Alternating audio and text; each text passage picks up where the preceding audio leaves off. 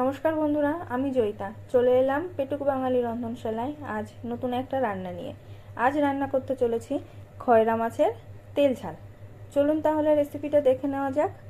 আর রেসিপিটা ভালো লাগলে চ্যানেলটি অবশ্যই সাবস্ক্রাইব করে দেবেন এবং লাইক অ্যান্ড শেয়ার করে দেবেন। প্রথমে মাছগুলোকে ভালো করে ধুয়ে লবণ, হলুদ আর তেল মাখিয়ে 5 মিনিটের জন্য ভালো করে ম্যারিনেট করে নিলাম।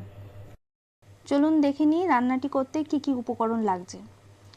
কাঁচা লঙ্কা, সর্ষে, কাঁচা লঙ্কা চেরা আর পোস্ত। এবার ওদিকে আমি কড়াইতে সর্ষের তেল গরম করতে দিয়েছি। তেলটা গরম হয়ে গেছে। এবার আমি একে একে মাছগুলোকে দিয়ে দিলাম। এবার আমি মাছগুলোকে হালকা হাতে একটু উল্টে নেব। খেয়াল রাখতে হবে যাতে মাছগুলো ভেঙে না যায়। আজ ওয়েদারটা খুব মেঘলা, আর এই মেঘলা ওয়েদারে এই রেসিপিটা খেতে অপূর্ব লাগে। এবার আমি এই গোটা মশলাটার একটা পেস্ট বানিয়ে নিলাম। আর ওইদিকে কড়াইতে মাছ ভাজার যেই তেলটা আছে সেই তেলের মধ্যেই আরেকটু তেল মিশিয়ে আমি অল্প করে কটা কালো জিরে ফোড়ন দিয়ে নিলাম। কালো জিরেটা হালকা ভাজা করতে হবে। হালকা ভাজা হয়ে এলেই যেই মিশ্রণটি আমি তৈরি করে রেখেছিলাম সেই মিশ্রণটি আমি এবার কড়াইতে দিয়ে দিলাম। মিশ্রণটি দেওয়ার পর বাটিতে আমি আরেকটু জল মিশিয়ে মিশ্রণটির সঙ্গে দিয়ে দিলাম। এবার মিশ্রণটি ভালো করে নেড়ে একটু ফুটতে দেব। গ্রেভিটা ভালো করে ফুটে উঠেছে। এবার এর মধ্যে আমি একে একে পরিমাণ মতো লবণ, হলুদ আর লঙ্কার গুঁড়ো দিয়ে দিলাম। লঙ্কার গুঁড়োটা তোমরা তোমাদের স্বাদ অনুযায়ী দেবে।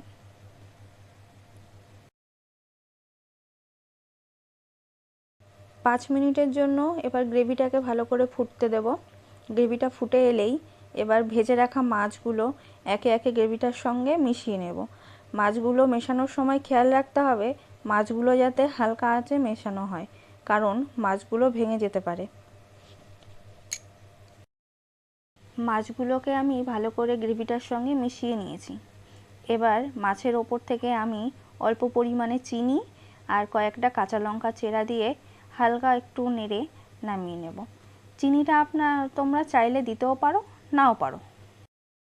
খয়রা মাছের তেল ঝাল রেসিপিটি আমার কমপ্লিট হয়ে গেছে। এবার আমি একটা প্লেটে ঢেলে নিলাম।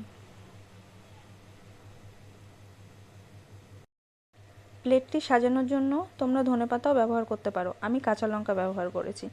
রান্নাটি ভালো লাগলে অবশ্যই কমেন্ট করবেন।